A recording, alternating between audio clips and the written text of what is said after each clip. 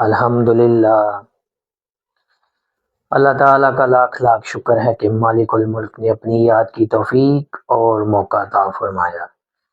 لاکھوں اور کروڑوں درود حضرت محمد مصطفیٰ صلی اللہ علیہ وآلہ وسلم پر، جن کے طفیل مالک الملک نے یہ مہربانی عطا فرمائی۔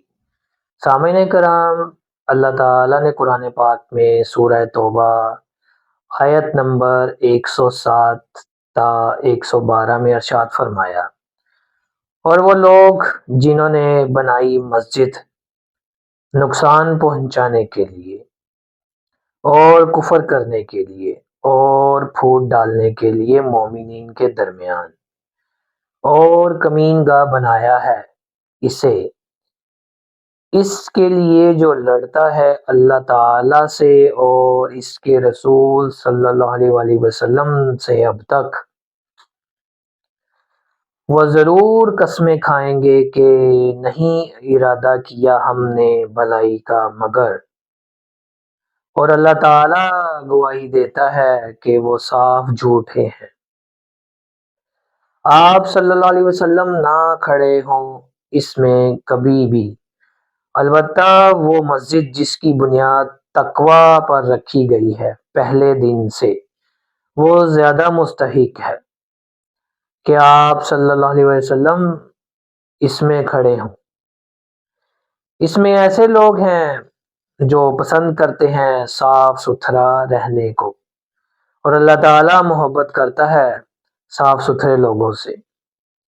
تو کیا وہ شخص بہتر ہے جس نے بنیاد رکھی اپنی عمارت کی اللہ تعالیٰ سے ڈر اور اس کی رضا پر، یا جس نے بنیاد رکھی اپنی عمارت کی وادی کے کھوکھلے دانے کے کنارے پر، جو گرنے والا ہے پس وہ گر پڑا اسے لے کر دوزخ کی آگ میں، اور اللہ تعالیٰ نہیں چلاتا راہ حق پر ظالم قوم کو۔ ہمیشہ ان کی یہ عمارت جو انہوں نے بنائی ہے کھٹکتی رہے گی ان کے دلوں میں، مگر یہ کہ پارا پارا ہو جائیں گے ان کے دل، اور اللہ تعالیٰ سب کچھ جاننے والا اور حکمت والا ہے۔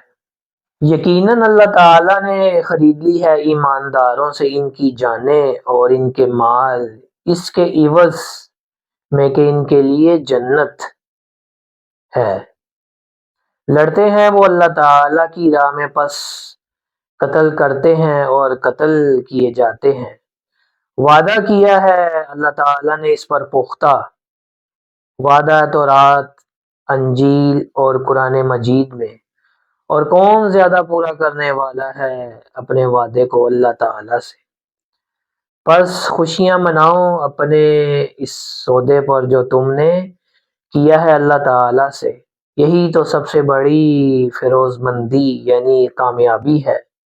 توبہ کرنے والے، عبادت کرنے والے، حمد و ثنا کرنے والے، روزہ رکھنے والے، رکوع کرنے والے، سجدہ کرنے والے، نیکی کا حکم دینے والے، برائی سے روکنے والے اور نگہبانی کرنے والے اللہ تعالیٰ کی حدود کی خوشخبری سنا دیجئے مومنوں کو۔ سامعین کرام، آج کا فرمان بھی منافقین کے حالات کے متعلق ہے، جو ہمارے لیے بہت بڑی ہدایت ہے۔ نبی پاک صلی اللہ علیہ وآلہ وسلم کی بعثت سے پہلے خزرج قبیلے کا ایک شخص ابو عامر تھا، جو عیسائی بن گیا اور تاریک دنیا ہو گیا تھا، اس لیے وہ ابو عامر راہب مشہور ہوا تھا۔ وہ گلی کوچوں میں نبی پاک صلی اللہ علیہ وآلہ وسلم کی آمد کی تبلیغ کرتا تھا اور لوگوں کو اللہ تعالیٰ کی طرف راغب کرتا تھا اور نیکی کرنے پر آمادہ کرتا تھا، اس لیے لوگوں میں اس کی بہت بڑی عزت تھی۔ لوگ اسے بہت قدر کی نگاہ سے دیکھتے تھے۔ جب نبی پاک صلی اللہ علیہ وآلہ وسلم مکہ معظمہ سے ہجرت کر کے مدینہ پاک پہنچے تو آپ صلی اللہ علیہ وآلہ وسلم کی خدمت میں حاضر ہوا۔ اس نے دیکھا کہ وہ لوگ جو اس کی بے حد عزت کرتے تھے، اس کے گرد جمع رہتے تھے، وہ سب کے سب حضور صلی اللہ علیہ وآلہ وسلم کی غلامی میں داخل ہو گئے۔ تو وہ حسد اور بغض سے جل بھن گیا اور بہانہ یہ بنایا کہ حضور صلی اللہ علیہ وسلم سے اسے تسلی نہیں ہوئی۔ اس طرح وہ فسق کا مرتکب ہو گیا اور وہ ابو عامر فاسق مشہور ہو گیا۔ وہ بھاگ کر مکہ معظمہ مشرکین سے ملا اور ان کو تیار کر کے احد میں لایا۔ احد میں اس نے خزرج کو بلایا لیکن لوگوں نے اسے جواب دے دیا۔ پھر وہ وہاں سے شاہ روم کے پاس چلا گیا اور مدینہ پاک میں جو منافق اس کے ساتھ ملے تھے ان کو اطلاع بھیجی کہ وہ شاہ روم سے ایک لشکر لے کر آئیں اور ایک مسجد قباء کے قریب بنائیں۔ مومنین کی اس طرح تفریق ہو جائے گی اور اس جگہ اس کی پناہ گاہ بناؤ جہاں وہ آ کر رہے گا۔ چنانچہ منافقین نے مسجد بنائی اور حضور صلی اللہ علیہ وسلم کی خدمت میں عرض کی کہ آپ صلی اللہ علیہ وسلم اس مسجد میں نماز پڑھیں، برکت ہوگی۔ ہمارے بیمار، بوڑھے اور مجبور لوگ جو مسجد نبوی صلی اللہ علیہ وسلم میں نہیں پہنچ سکتے وہ یہاں نماز پڑھیں گے۔ لیکن نبی پاک صلی اللہ علیہ وسلم نے فرمایا کہ ابھی ہم غزوہ تبوک جا رہے ہیں، واپسی پر نماز پڑھیں گے۔ مگر واپسی پر حضور صلی اللہ علیہ وسلم کو اللہ تعالیٰ کا فرمان ملا، یہ مسجد نہیں، یہ منافقین نے اپنا مرکز بنایا ہے، اس میں بیٹھ کر وہ سازش کریں گے اور مومنین کی تفریق کریں گے، اس لیے آپ صلی اللہ علیہ وسلم اسے جلا دیجیے۔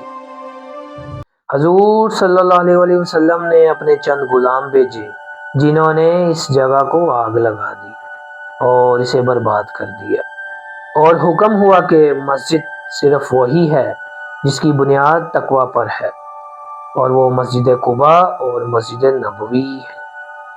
یہ مسجد نہیں تھی بلکہ منافقت کے لیے ہے اور دین اسلام کی مخالفت کے لیے بنائی گئی تھی، اس لیے اس کا انجام یہی ہونا تھا۔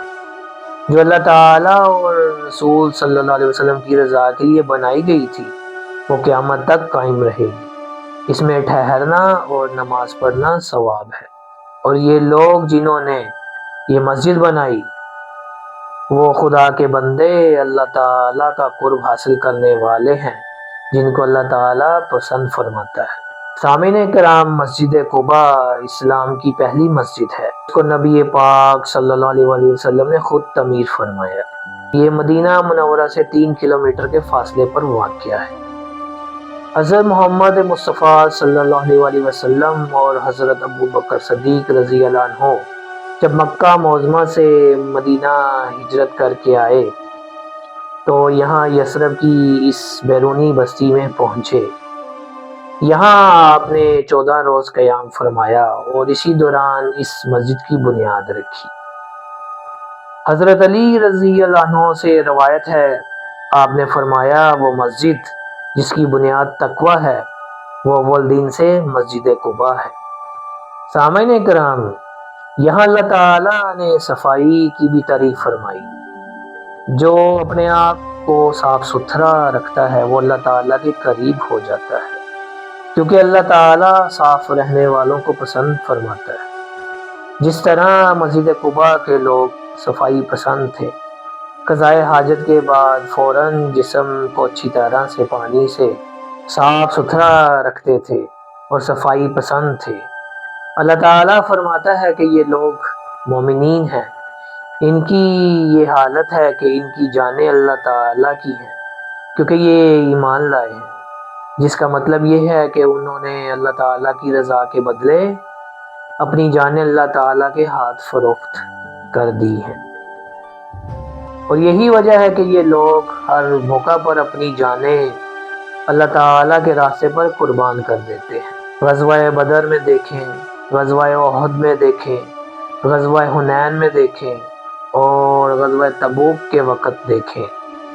کہ اللہ تعالیٰ کی راہ میں اپنی جانیں فروخت کرنے والوں نے اپنی جانوں کی پرواہ تک نہ کی اور اپنے مال و متاع کی بھی پرواہ نہ کی، بلکہ ہر چیز اللہ تعالیٰ کی ملک قرار دے دی اور اللہ تعالیٰ کے پیارے رسول صلی اللہ علیہ وآلہ وسلم کے حکم پر لبیک کہا، سب کچھ قربان کر دیا۔ اللہ تعالیٰ نے انہیں دین و دنیا کے خزانوں سے مالا مال کر دیا۔ اللہ تعالیٰ نے اپنے بندوں کی نشانیاں بھی بتائیں کہ یہ لوگ توبہ کرنے والے، عبادت کرنے والے، اللہ تعالیٰ کی حمد و ثنا کرنے والے، روزہ رکھنے والے، رکوع اور سجدہ کرنے والے، اور اچھائی کا حکم دینے والے، برائی سے روکنے والے، اور اللہ تعالیٰ کی حدود کی حفاظت کرنے والے ہیں۔ اللہ تعالیٰ فرماتا ہے ان کے لیے خوشخبری ہے، وہ دونوں جہانوں میں سرخرو اور سرفراز ہے۔ سامعین کرام، یہ دولت ایمان کی دولت ہے، اور ایمان کیا ہے؟ نسبت رسولی صلی اللہ علیہ وآلہ وسلم، یعنی کامل اطاعت رسول صلی اللہ علیہ وآلہ وسلم۔ سامعین کرام، اللہ تعالی ہمیں ان باتوں کو سمجھنے اور ان پر عمل کرنے کی توفیق عطا فرمائے۔